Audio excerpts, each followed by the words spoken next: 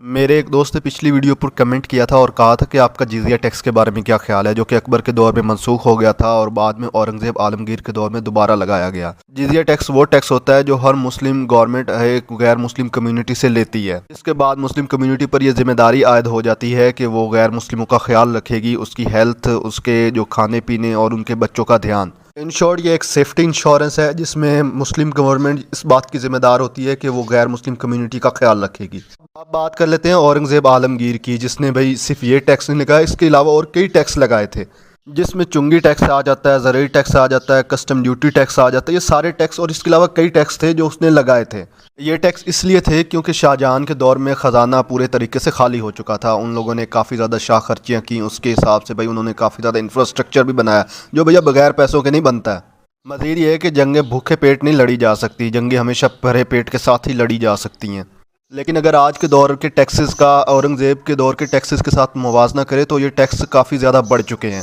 Approximately 50% تک بڑھ چکے ہیں، جس میں انکم ٹیکس، پراپرٹی ٹیکس، جی ایس ٹی ٹیکس اور اس طرح کے کئی ٹیکس جو کہ گورنمنٹ اس لیے لگاتی ہے تاکہ کنٹری کی اکانومی بہتر ہو سکے۔ باقی میں کوئی ہسٹورین یا اکانومسٹ نہیں ہوں کہ بھیا میں اس کے بارے میں حساب کتاب لگاتا پھروں گا کہ یہ چیزیں کیسے ہوئیں، کیوں ہوئیں اور یہ چیزیں کس طرح ایگزسٹ کرتی ہیں۔ بس اتنا کہنا چاہتا ہوں کہ آپ ایک کانسٹیٹیوشنل کنٹری میں رہتے ہیں جہاں آپ کی فریڈم ہے، جہاں آپ اپنی مرضی سے سانس لے سکتے ہو، ورنہ آپ اس دور میں جانا چاہتے ہو جہاں پہ بھائی لوگوں کو غلام بنا کے رکھا جاتا تھا، جہاں بادشاہ کے سامنے کسی کو بولنے کی آزادی نہیں تھی، چاہے وہ مسلم ہو چاہے وہ نان مسلم ہو۔ یہ بات اٹل ہے کہ اگر کسی بادشاہ کو کوئی بات بری لگ گئی تو وہ سامنے والے کی منجی ٹھوک دے گا پکڑ کے، پھر اس بات سے کوئی فرق نہیں پڑے گا کہ وہ بادشاہ کیسا ہے اور کیوں ہے، کس طرح کا ہے، کس ریلیجن سے تعلق رکھتا ہے۔ باقی اگر ویڈیو اچھی لگی ہو تو چینل کو سبسکرائب کر دیں، ویڈیو کو لائک کر دیں اور شیئر کر دیں۔